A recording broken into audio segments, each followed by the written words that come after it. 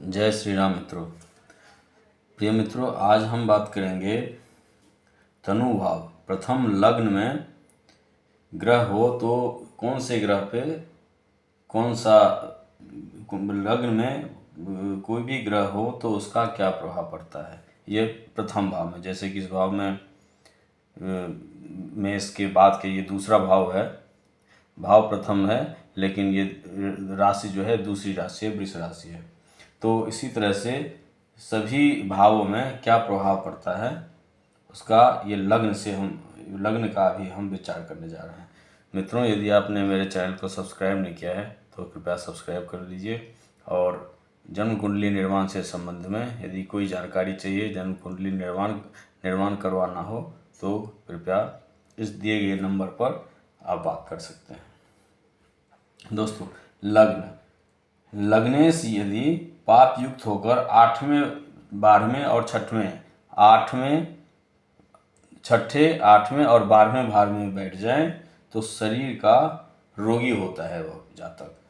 कोई भी जातक यदि किसी का लग्नेश पाप ग्रह से युक्त होकर 6, 8वें और 12वें भाव में बैठ जाए तो वह जातक रोगी होता है। वह उसका जो तन है वह सुखी नहीं होता है, निरोग नहीं रहता है। और यही नियम सभी भावों पर लागू होता है। यानी जिस भाव का स्वामी पाप ग्रह से युक्त होकर इन भावों में बैठ जाए, इसमें 6वें 8वें और 12वें बैठ जाए तो उसका फल का अभाव होता है, उसका शुभ फल नहीं मिलता है।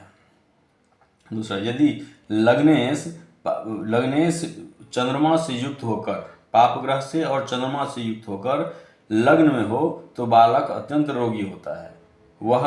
और यदि वह केंद्र भाव में हो और या त्रिकोण में हो, जैसे केंद्र में हो, ये 2 में हो, ये पहले भाव में हो, चतुर्थ भाव में हो, 7वें भाव में हो या 10वें भाव में हो या फिर त्रिकोण में हो तो भी तब जो है ये इस भाव में रोग का नाश करता है। यानी ये जो है ये केंद्र और त्रिकोण ये शुभ फल देने वाला होता है।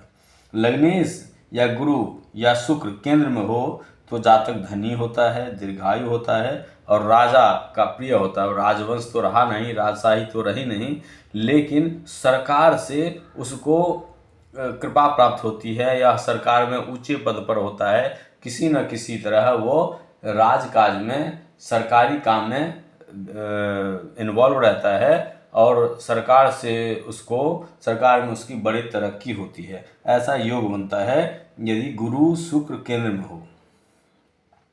जिसके जन्मांक में केंद्र त्रिकोण भाव में पाप ग्रह न हो और लग्नेश तथा गुरु केंद्र में हो तो वह बालक बहुत ही पुण्य करता होता है और सुखों को भोगने वाला होता है, दीर्घायु होता है।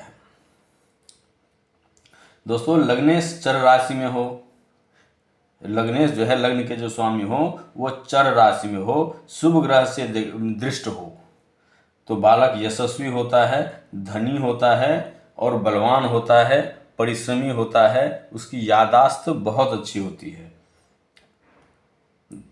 दूसरा सूत्र है, यदि शुक्र बुध गुरु चंद्रमा से युक्त होकर लग्न से केंद्र में गए हों तो बालक राज लक्षण से युक्त होता है। यह भी एक सूत्र है।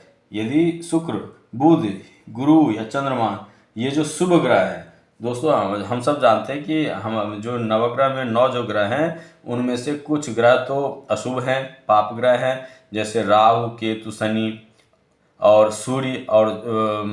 सूर्य और मंगल ये क्रूर ग्रह हैं। और शुक्र बुध गुरु चंद्रमा ये सब शुभ ग्रह हैं।